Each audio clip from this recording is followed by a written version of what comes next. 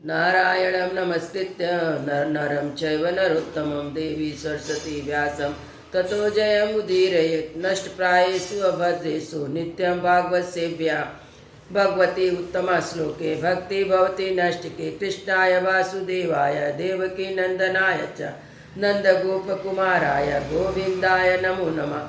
मूकं करोति वाचालं पङ्गुलङ्घ्यते गिरिं यत्कृपातमहं वन्दे परमानन्दं माधवं श्रीचैतन्य ईश्वरं श्रीगुरुदीनतारिणं। श्रीमद्भागवत पुराण छठा स्कंद अध्याय 16 चित्रकेतु का बैराग तथा संकटसन देव के दर्शन। श्री सुखदेव जी कहते हैं, परीक्षित, तदंतर देवर्षि नारद ने मृत राजकुमार के जीवात्मा को शोकाकुल स्वजनों के सामने प्रत्यक्ष बुलाकर कहा। देवर्षि नारद ने कहा, जीवात्मा, तुम्हारा कल्याण हो। देखो, तुम्हारे माता पिता संबंधी तुम्हारे वियोग से अत्यंत शोकाकुल हो रहे हैं, इसलिए तुम अपने शरीर में आ जाओ और शेष अवायु अपने सगे संबंधियों के साथ ही रहकर व्यतीत करो। अपने पिता के दिए हुए भोगों को भोगो और राज सिंहासन पर बैठो। जीवात्मा ने कहा, देवर्षि जी, मैं अपने कर्मों के अनुसार देवता, मनुष्य, पशु, पक्षी आदि योनियों में ना जाने कितने जन्म से भटक रहा हूँ। उनमें से लोग किस जन्म में मेरे माता पिता हुए हैं और भिन्न भिन्न जन्मों में सभी एक दूसरे के भाई, बंधु, नाती, गोती, शत्रु, मित्र, मध्यस्थ, उदासीन होते रहते हैं। वैसे जीव भी भिन्न भिन्न योनियों में उत्पन्न होता रहता है। इस प्रकार विचार करने से पता चलता है कि मनुष्य की अपेक्षा अधिक दिन ठहरने वाले सुवर्ण आदि पदार्थों का संबंध भी मनुष्य के साथ स्थायी नहीं है, क्षणिक ही होता है। और जब तक जिसका जिस वस्तु से संबंध रहता है तभी तक उसकी उस वस्तु से ममता भी रहती है। जीव नित्य और अहंकार रहित है। वह घर में आकर जब तक जिस शरीर में रहता है तभी तक उस शरीर को अपना समझता है। यह जीव नित्य अविनाशी, सूक्ष्म, सबका आश्रय और स्वयं प्रकाश है। इसमें स्वरूपता जन्म मृत्यु आदि कुछ भी नहीं है। फिर भी यह ईश्वर रूप होने के कारण अपनी माया के गुणों से ही अपने आप को विष के रूप में प्रकट कर देता है। इसका ना तो कोई अत्यंत प्रिय है, ना प्रिय है, ना अपना है, ना पराया, क्योंकि गुण दोष करने वाले मित्र, शत्रु आदि भिन्न भिन्न बुद्धि वृत्तियों का अकेला ही साक्षी है। वास्तव में अद्वितीय है। यह आत्मा कार्य कारण का साक्षी है, स्वतंत्र है। इसलिए शरीर आदि के गुण दोष अथवा कर्म फल को ग्रहण नहीं करता, सदा उदासीन भाव से स्थित रहता है। सुखदेव जी कहते हैं, वह जीवात्मा इस प्रकार कहकर चला गया। उसके संगे संबंधी उसकी बातें सुनकर विस्मित हुए। उनका स्नेह बंधन कट गया। उसके मरने का शोक भी जाता रहा। इसके बाद जाति वाले ने बालक की मृत देह को ले जाकर तत्कालीन संस्कार और क्रियाएं की। उस स्नेह को छोड़ दिया। इसके कारण शोक, मोह, भय और दुख की प्राप्ति होती है। परीक्षित, जिन रानियों ने बच्चे को विष दिया था वे बाल हत्या के कारण श्रीहीन हो गई थी और लज्जा के मारे आँख तक उठा नहीं सकती थी। उन्होंने अंगिरा ऋषि के उपदेश को याद करके यमुना के तट पर ब्राह्मणों के आदेश अनुसार बाल हत्या का प्रायश्चित किया। परीक्षित, इस प्रकार अंगिरा और नारद जी के उपदेश से विवेक बुद्धि जागृत हो जाने के कारण राजा चित्रकेतु घर गृहस्थी के अंधेरे कुएं से उसी प्रकार बाहर निकले जैसे कोई हाथी तालाब के कीचड़ से निकल आए। उन्होंने यमुना जी में विविध पूर्वक स्नान करके तर्पण आदि धार्मिक क्रियाएं की। तदंतर मौन होकर उन्होंने देवर्षि नारद और महर्षि अंगिरा के चरणों की वंदना की। भगवान नारद ने देखा कि चित्रकेतु जितेंद्रिय भगवत भक्त शरणागत है। तब उन्होंने बहुत प्रसन्न होकर उन्हें इस विद्या का उपदेश दिया। देवर्षि नारद यह उपदेश किए, ओमकार स्वरूप भगवान आप वासुदेव, प्रद्युम्न, अनिरुद्ध और संकर्षक के रूप में क्रमशः चित्त, बुद्धि, मन, अहंकार के अधिष्ठाता है। मैं आपके इस चतुर्व्यूह रूप का बार बार नमस्कार पूर्वक ध्यान करता हूँ। आप विशुद्ध विज्ञान स्वरूप हैं। आपकी मूर्ति परमानंदमयी है। आप अपने स्वरूप भूत आनंद में ही मग्न और परम शांत है। द्वैत दृष्टि आपको छू तक नहीं सकती। मैं आपको नमस्कार करता हूँ। आपने स्वरूपभूत आनंद की अनुभूति से ही आपने माया जनित राग देश आदि दोषों का तिरस्कार कर रखा है। मैं आपको नमस्कार करता हूँ। आपकी समस्त इंद्रियों के प्रेरक परम महान और विराट स्वरूप है। मैं आपको नमस्कार करता हूँ। मन सहित वाणी आप तक नहीं पहुँच कर बीच से ही लौट आती, उसके उपरत हो जाने पर जो अद्वितीय नाम रूप रहित चेतन मात्र कार कारण से परे की वस्तु रह जाती है, वह हमारी रक्षा करे। यह कार कारण रूप जगत जिनसे उत्पन्न होता है, जिनमें स्थिति है, जिसमें लीन होता है, जो मिट्टी की वस्तु में व्याप मृतिका के समान सब में ओतप्रोत है, उन परब्रह्म स्वरूप आपको मैं नमस्कार करता हूँ। यदि आप आकाश के समान बाहर भीतर एक रस व्याप्त है, तथापि आपको मन बुद्धि ज्ञान इंद्रिया अपनी ज्ञान शक्ति से नहीं जान सकती। प्राण तथा कर्म इंद्रिया अपनी क्रिया रूप शक्ति से स्पर्श नहीं कर सकती। मैं आपको नमस्कार करता हूँ। शरीर इंद्रिया प्राण मन और बुद्धि जागृत तथा स्वप्न अवस्था में आपके चैतन्य से युक्त होकर अपने अपने काम करते हैं। सुसुप्ति और मूर्छा की अवस्था में भी आपके चैतन्य से युक्त न होने के कारण अपना अपना काम करने में असमर्थ हो जाते हैं। ठीक वैसे ही जैसे लोहा अग्नि से तप्त होने पर जला सकता अन्यथा नहीं, जिसे दृष्टा कहते हैं, वह भी आपका ही एक नाम है। जागृत आदि अवस्था में भी आप उसे स्वीकार कर लेते हैं। वास्तव में आपसे पृथक उसका कोई अस्तित्व नहीं है। ओंकार स्वरूप महाप्रभावशाली विभूतिपति भगवान महापुरुष को नमस्कार है। श्रेष्ठ भक्तों का समुदाय अपने कर कमलों की कलियों से आपके युगल चरण कमलों की सेवा में संलग्न रहता है। प्रभु आप ही सर्वश्रेष्ठ है। मैं आपको बार बार नमस्कार करता हूँ। सुखदेव जी कहते हैं, परीक्षित, देवर्षि नारद अपने शरणागत भक्त चित्रकेतु को इस विद्या का उपदेश करके महर्षि अंगिरा के साथ ब्रह्मलोक को चले गए।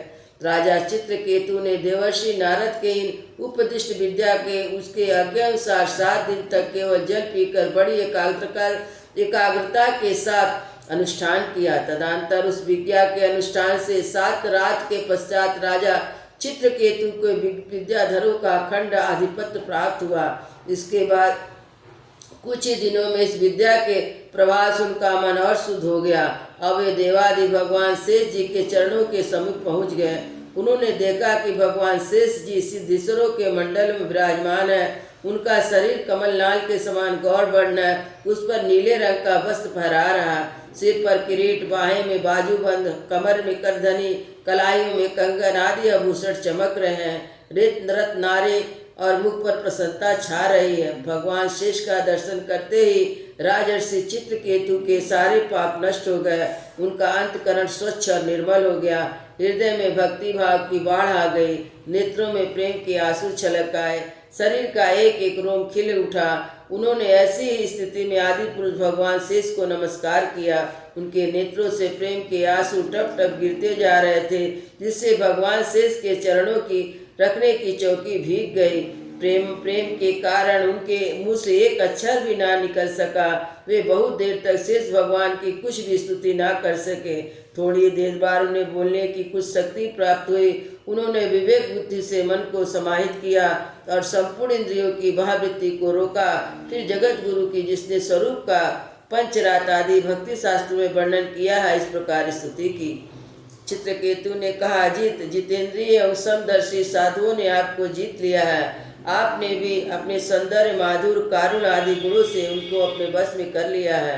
अहो आप धन्य हैं। आप जो निष्काम भाव से आपका भजन करते हैं, उन्हें आप करुणा परवश होकर अपने आप को भी दे डालते हैं। भगवान जगत की उत्पत्ति स्थिति प्रलय आपके लीला विलास है। विश्व निर्माता ब्रह्मा आदि आपके अंश के भी अंश है। फिर भी पृथक अपने आप को जगत का कर्ता मानकर झूठ मूठ एक दूसरे से स्पर्धा करते हैं। इन नन्हे नन्हे से परमाणु के लेकर बड़े बड़े महत् पर्यंत संपूर्ण वस्तुओं के आदि अंत और मध्य आप विराजमान है, तथा स्वयं आप आदि अंत और मध्य से रहित है। क्योंकि किसी भी पदार्थ के आदि और अंत में जो वस्तु रहती, वही मध्य में भी रहती है। यह ब्रह्मांड कोश जो पृथ्वी आदि के एक एक 10 गुणों 7 आवरण से घिरा हुआ है, अपने ही समान दूसरे करोड़ों ब्रह्मांडों सहित आप में ही एक परमाणु के समान घूमता रहता है। फिर भी उसे आपकी सीमा का पता नहीं है। इसलिए आप अनंत है। जो नर पशु केवल विषय भोग ही चाहते हैं, आपका भजन न करने के आपके विविध स्वरूप इंद्रिया देवताओं की उपासना करते हैं। प्रभु, जैसे राजकुल का नाश होने के पश्चात उसके अनुयायियों की भी जीविका बीत जाती रहती है, वैसे इस क्षुद्र उपास्य देवों का नाश होने पर उनके दिए गए भोग भी नष्ट हो जाते हैं। परमात्मा आप ज्ञान स्वरूप और निर्गुण है, इसलिए आपके प्रति की हुई सकाम भावना भी अन्य कर्मों के समान जन्म मृत्यु रूप फल देने वाली नहीं होती। जैसे भुने हुए बीजों से अंकुर नहीं उगते, क्योंकि जीव तो सुख दुख आदि द्वंद से प्राप्त हुए हैं, वे सत्व आदि गुणों से ही होते हैं, निर्गुण से नहीं। हे अजित, जिस समय आपने विशुद्ध भगवत धर्म का उपदेश किया था, उसी समय आपने सबको जीत लिया, क्योंकि अपने पास कुछ संग्रह प्रग्रह न रखने वाले, किसी भी वस्तु में हंता महंता न रखने वाले आत्मा राम संकादि परम महर्षि भी परम साम्य और मोक्ष प्राप्त करने के लिए उसी भागवत धर्म का आश्रय लेते हैं। इस भागवत धर्म में इतना शुद्ध है कि उसे सकाम धर्मों के सकाम मनुष्य की वह विषम बुद्धि नहीं होती, या मैं हूँ या मेरा या तू है तेरा। इसके विपरीत जिस धर्म के मूल में ही विषमता का बीज बो दिया जाता है, वह तो अशुद्ध नाशवान अधर्म बहुल होता है। सकाम धर्म अपना दूसरों का भी हित करने वाला है, उसे अपना या पराय किसी का कोई भी प्रयोजन हित सिद्ध नहीं होता। प्रत्यु सकाम धर्म से जब अनुष्ठान करने वाले का चित्त दुखता है, तब आप रुष्ट होते हैं। जब दूसरों का चित्त दुखता है, तब वह धर्म नहीं रहता, अधर्म हो जाता है। भगवान, आपने जिस दृष्टि से भागवत धर्म का निरूपण किया है, वह कभी परमार्थ से विचलित नहीं होती। इसलिए जो संत पुरुष चर अचर समस्त प्राणियों में सम दृष्टि रखते हैं, वही उसका सेवन करते हैं। भगवान, आपके दर्शन मात्र से ही मनुष्य के सारे पाप क्षीण हो जाते हैं। यह कोई असंभव बात नहीं है, क्योंकि आपका नाम एक बार सुनने से ही नीच चंडाल भी संसार से मुक्त हो जाते हैं। भगवान, इस समय आपके दर्शन मात्र से मेरे अंतकरण का सारा मैल धुल गया, सो तो ठीक है, क्योंकि आपके अन्य प्रेमी भक्त देवर्षि नारद जी ने जो कुछ कहा वह मिथ्या कैसे हो सकता है। हे अनंत, आप संपूर्ण जगत के आत्मा हैं, अतः संसार में प्राणी जो कुछ करते हैं वह सब आप जानते ही रहते हैं। इसलिए जैसे जुगनू सूर्य को प्रकाशित नहीं कर सकता, वैसे ही परम गुरु आपसे मैं क्या निवेदन करूं। भगवान, आपकी अध्यक्षता में सारे जगत की उत्पत्ति स्थिति प्रलय होते हैं। कुयोगी जन भेद दृष्टि के कारण आपका वास्तविक स्वरूप नहीं जान पाते। आपका स्वरूप वास्तव में अत्यंत शुद्ध है। मैं आपको नमस्कार करता हूँ। आपकी चेष्टा की शक्ति प्राप्त करके ही ब्रह्मा आदि लोकपालगण चेष्टा करने में समर्थ होते हैं। आपकी दृष्टि से जीवित होकर ही ज्ञान इंद्रियां अपने अपने विषय का ग्रहण करने में समर्थ होती है। यह भूमंडल आपके सिर पर सरसों के दाने के समान जान पड़ता है। आपका सहस्त्र शीर्षा भगवान को बार बार नमस्कार करता हूँ। सुखदेव जी कहते हैं, परीक्षित, जब विद्याधरों के अधिपति चित्रकेतु ने अनंत भाव से अनंत भगवान की इस प्रकार स्तुति की, तब उन्होंने प्रसन्न होकर उनसे कहा।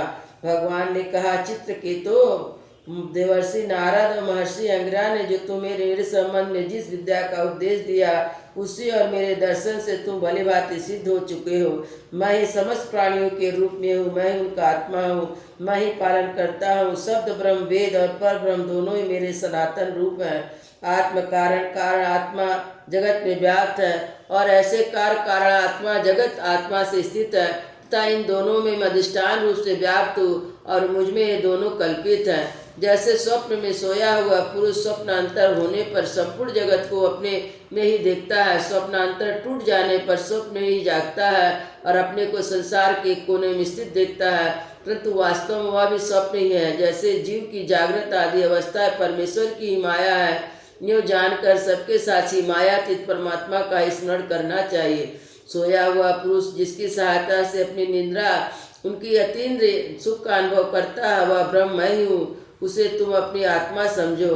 पुरुष निद्रा में और जागृत दोनों अवस्थाओं का अनुभव करने वाला है। वह उन अवस्थाओं में अनुगत होने पर वास्तव उनसे पृथक है। वह सब अवस्थाओं में रहने वाला अखंड एकरस ज्ञान ही ब्रह्म, वही परब्रह्म। जब जीव मेरे स्वरूप को भूल जाता है, तब वह अपने आप को अलग मान लेता है। इसी से उसे संसार के चक्कर में पड़ना पड़ता है। जन्म पर जन्म, मृत्यु पर मृत्यु प्राप्त होती है। यह मनुष्योनि ज्ञान और विज्ञान का मूल स्रोत है। जो इसे पाकर भी अपने आत्मस्वरूप परमात्मा को नहीं जान लेता, उसे कहीं किसी भी योनि में शांति नहीं मिल सकती। राजन, संसारिक सुख के लिए जो चेष्टाएं की जाती है उनमें श्रम है, क्लेश है, और जिस परम सुख के उद्देश्य से की जाती है उसके ठीक विपरीत परम दुख देती है। किंतु कर्मोनिवृत्ति हो जाने पर किसी प्रकार का भय नहीं है। यह सोचकर बुद्धिमान पुरुष को चाहिए कि किसी प्रकार के कर्म अथवा उसके फलों का संकल्प ना करे। जगत के सभी स्त्री पुरुष इसलिए कर्म करते हैं उन्हें सुख मिले, उसका दुखों से पिंड छूटे, परंतु उन कर्मों से तो ना तो उनका दुख दूर होता, ना उनके सुख की प्राप्ति होती है। जो मनुष्य अपने को बहुत बड़ा बुद्धिमान मानकर कर्म के पचड़ों में पड़े हुए हैं, उनका विपरीत फल मिलता है। यह बात समझ लेनी चाहिए। साथ ही यह भी जान लेना चाहिए कि आत्मा का स्वरूप अत्यंत सूक्ष्म है। जागृत, स्वप्न, सुसुप्ति, इन तीनों अवस्थाओं में तथा इनके अभिमानियों से विलक्षण है। यह जानकर इस लोक में देखो, परलोक के सुने हुए विषय भोगों में विवेक बुद्धि द्वारा अपना पिंड छुड़ा लो। ज्ञान तथा विज्ञान में संतुष्ट कर मेरा भक्त हो जाए। जो लोग योग मार्ग का तत्व समझने में निपुण है, उनको भली भांति समझ लेना चाहिए का जीव का सबसे बड़ा स्वार्थ और परमार्थ केवल इतना है कि वह ब्रह्म और आत्मा की एकाग्रता का अनुभव कर ले। राजन, यदि तुम मेरे इस उपदेश को सावधान होकर श्रद्धा भाव से धारण करोगे तो ज्ञान और विज्ञान से संपन्न होकर शीघ्र ही सिद्ध हो जाओगे। श्री सुखदेव जी कहते हैं, राजन, सतगुरु विश्व आत्मा भगवान श्री हरि चित्रकेतु को इस प्रकार समझा बुझाकर उनके सामने ही वहाँ से अंतर ध्यान हो गए। वृंदावन बिहारी लाल की जय। जय।